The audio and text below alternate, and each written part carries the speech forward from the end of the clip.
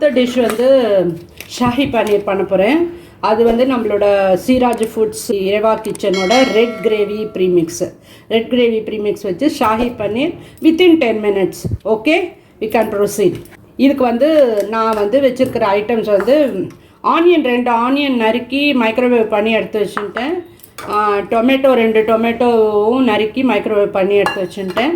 இதெல்லாம் என்னென்னா எல்லாம் ஃபாஸ்ட்டு மெத்தடுக்கு தான். நீங்கள் வேணும்னா அப்படியே எண்ணெயில் போட்டு வதக்கி பண்ணிக்கலாம். பன்னீர் வந்து கொஞ்சம் வெந்நீரில் போட்டு வச்சுருக்கேன். அப்புறம் இதுக்கு 1 கப்பு தயிர், வெறும் ப்ரிலிமினரி ஐட்டம் வித் நம்மளோட ஸ்ரீராஜ் ஃபுட்ஸோட red gravy premix magic premix powder.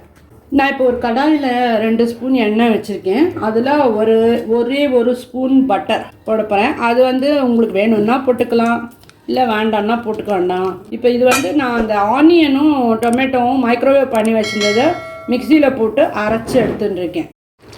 இப்போ இந்த எண்ணெய் காஞ்செடுத்து இதில் நான் கொஞ்சம் ஜீரம் போட்டுக்கிறேன். ஒரே ஒரு பிரியாணி லீஃப் போட்டுக்கிறேன். இதில் நம்ம அந்த வெங்காயம் தக்காளி மைக்ரோவேவ் பண்ணி அதை அரைச்சி வச்சதை போடுறோம். இது கொஞ்சம் வதக்கட்டும். இது ஆக்சுவலாக நம்ம வந்து ஏற்கனவே மைக்ரோவேவ் பண்ணி அரைச்சதுனால அந்த ரா ஸ்மெல் வந்து சீக்கிரம் போயிடும். இதில் ரா ஸ்மெல் இருக்காது.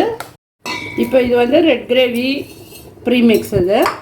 இது வந்து ஒரு 4லேருந்து 5 பேர் சாப்பிட்றதுக்கு நான் 2 டேபிள் ஸ்பூன் எடுத்துட்டுருக்கேன்.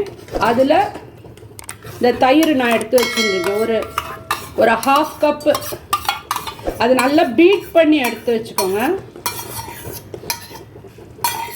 அதை நல்லா மிக்ஸ் பண்ணிக்கோங்க ஃபஸ்ட்டு. இதை நம்ம வந்து நம்மளோட கிரேவியில் ஆட் பண்ண போகிறோம். வெங்காயம் தக்காளிக்கு கொஞ்சம் நான் சால்ட் போட்டுக்கிறேன். மற்றபடி கிரேவி ப்ரீமிக்ஸ்லேயே எல்லாமே இருக்குது. அதனால் சால்ட்டு ரொம்ப ஜாக்கிரதையாக ஆட் பண்ணிக்கோங்க.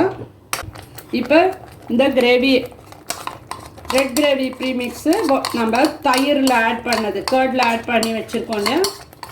இதில் கொஞ்சமாக ஃபஸ்ட்டு வாட்டர் விட்டுக்கலாம். நல்லா கொதிக்க ஆரம்பிச்சிடுது.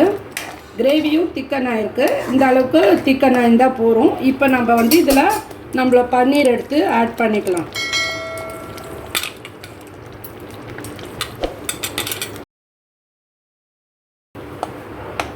இப்போ பன்னீர் இது போட்டாச்சு. இது வந்து கொஞ்சம் கொதிக்கட்டும். ஏன்னா பன்னீரில் நம்மளுக்கு அந்த எல்லாமே இறங்கணும் இல்லையா பன்னீரில். அதனால இது ஒரு 5 minutes கொதிக்கட்டும். இப்போ இது ஷாஹி பன்னீர் ரெடி ஆகிடுது.